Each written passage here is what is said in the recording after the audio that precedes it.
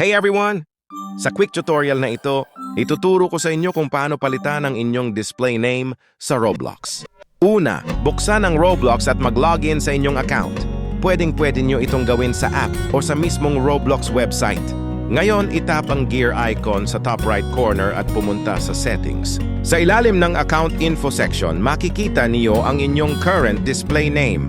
Itap lang ang edit icon sa tabi ng display name. I-enter ang inyong bagong display name.